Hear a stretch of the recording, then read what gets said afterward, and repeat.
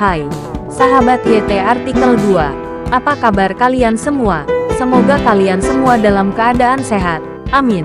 Sebelum melanjutkan ke ceritanya, jangan lupa tinggalkan like, komen, dan subscribe.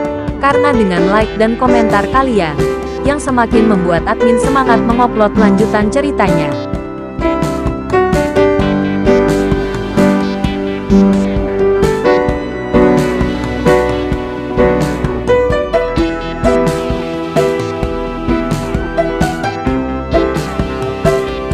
Episode 397. Kisah Aditya, anak bos besar yang berpura-pura miskin. Apa? Johnny. Leo dengan cepat. Leo berpikir sejenak, tapi tidak dapat mengingat siapa orang ini. Ah, saya ingat Tuan Aditya. Johnny adalah preman kecil, tapi saya pernah berurusan dengan anak ini sebelumnya. Leo menepuk kepalanya dan berkata kepada Aditya, peran kecil. Menurutku anak ini bukanlah peran kecil. Dia juga telah belajar menyandera, kata Aditya kepada Leo. Leo tertegun sejenak dan bertanya kepada Aditya, siapa yang dia tahan? Ayah seorang teman saya ditahan oleh Johnny, Aditya berkata.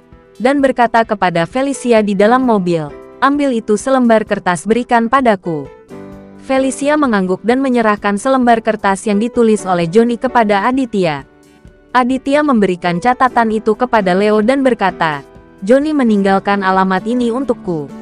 Leo melihatnya, tidak bisa menahan senyum, dan berkata kepada Aditya, Tuan Aditya, ini adalah restoran dibuka oleh Johnny di kota Manado. Ruang catur dan kartu. Orang ini juga membuka ruang catur dan kartu. Aditya sedikit terkejut. Dia berpikir bahwa Johnny cukup mampu dan dengan santai meminjamkan uang pada ayah Felicia. Dia setidaknya harus menjadi pebisnis besar. Ya. Tapi ruang catur dan kartu ini hanyalah kedok Johnny. Faktanya, Johnny melakukan pekerjaan sebagai agen. Haha. Leo tersenyum dan berkata kepada Aditya. Agen? Agen apa? Tanya Aditya. Sangat penasaran dengan identitas Johnny. Harus dikatakan bahwa dia adalah agen perjudian. Haha. Dia memperkenalkan beberapa penjudi ke kasino luar negeri. Dan kemudian kasino luar negeri akan memberi Johnny biaya pengenalan. Selain itu, Johnny juga akan meminjamkan uang ke kasino ilegal tersebut, yaitu bahkan lebih kejam dari rentenir. Leo menceritakan kepada Aditya, mengatakan bahwa dia mengenal Johnny dengan cukup baik. Aditya mengangguk setelah mendengar ini. Dia tidak terkejut, karena Umar kehilangan lebih dari 10 miliar di kasino luar negeri. Mungkin Johnny yang memperkenalkannya ke sana. Tuan Aditya, Johnny ini bukan orang baik. Faktanya, apa yang dia lakukan dalam bisnis ini cukup menipu. Para penjudi yang dia bawa ke sana pada dasarnya harus membuang semua uangnya di kasino. Ini bukan perjudian di semuanya, tapi ditipu. Leo menambahkan, ya, rutinitas dalam bisnis ini terlalu mendalam. Setelah Aditya selesai berbicara, dia masuk ke dalam mobil. Dia akan menebus ayah Felicia alias Umar terlebih dahulu. Tuan Aditya, Anda tidak ingin pergi sendiri, bukan? Leo memandang Aditya. Baiklah, kamu bisa menginterogasi Ahmad di rumah dan membuatnya berbicara secepat mungkin, kata Aditya kepada Leo. Ahmad memiliki mulut yang keras dan gigi yang kuat. Orang ini bertarung melawanku. Jika dia terus menolak memberitahuku di mana markasnya berada, mari kita lihat bagaimana aku menghadapinya. Leo mengertakkan gigi dan berkata, tidak, Ahmad sudah terluka seperti itu. Jika dia dipukulin lagi, dia akan bertemu Raja Neraka, kata Aditya. Baiklah, Tuan Aditya, kalau begitu saya akan melakukan apa yang Anda katakan. Jika Ahmad menolak mengatakan apapun, saya tidak akan membiarkan dia tidur, kata Leo. Ya, Aditya mengangguk dan hendak pergi dari sini. Leo segera meminta seseorang untuk memasukkan uang itu ke bagasi mobil Aditya, dan kemudian berkata, Tuan Aditya, biarkan aku pergi bersamamu. Karena Johnny mengusulkan untuk bertemu di ruang catur dan kartunya, dia pasti sedang bermain trik. Terlalu berbahaya bagimu untuk pergi sendirian. Aditya memikirkannya dan menyadari bahwa apa yang dikatakan Leo masuk akal. Mungkin memang ada masalah di wilayah Johnny. Oke, kalau begitu ikutlah denganku, kata Aditya. Baiklah Tuan Aditya, Leo sangat bersemangat. Dia sangat ingin pergi bersama Aditya untuk melakukan suatu keperluan. Aditya tidak berkata apa-apa lagi dan mengantar Felicia langsung ke ruang catur dan kartu yang dibuka oleh Johnny. Leo dan beberapa anak buahnya mengemudi di belakang mobil Aditya dan pergi ke ruang catur dan kartu bersama. Ruang catur dan kartu ini tidak jauh dari klub Leo. Aditya dan yang lainnya tiba dalam waktu kurang dari 10 menit.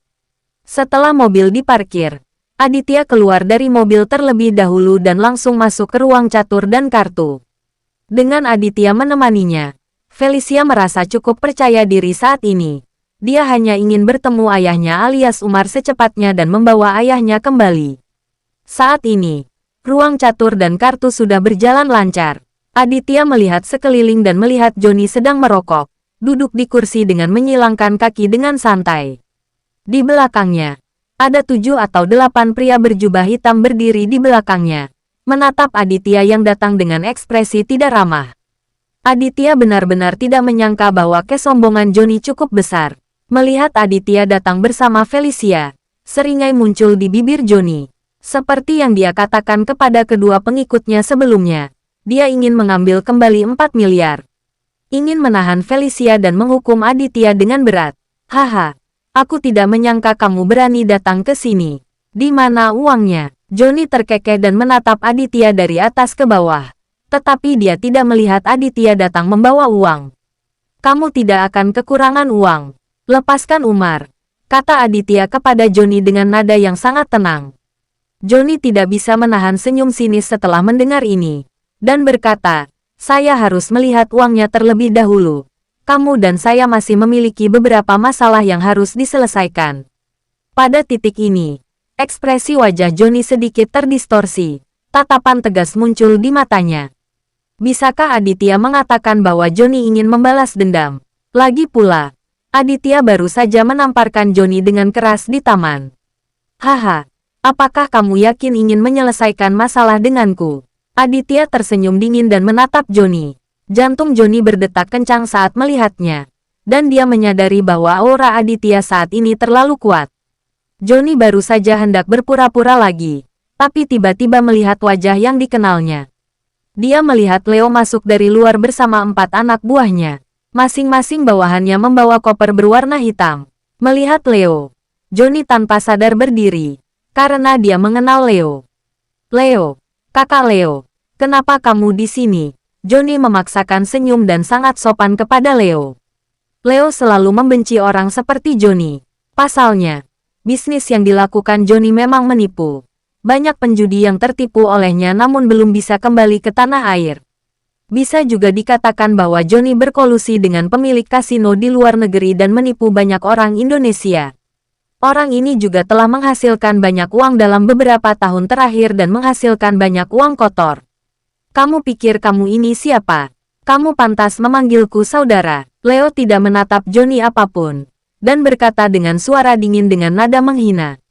Johnny menempelkan wajahnya yang panas, memutar matanya karena marah, dan berdiri di sana dengan perasaan sangat malu.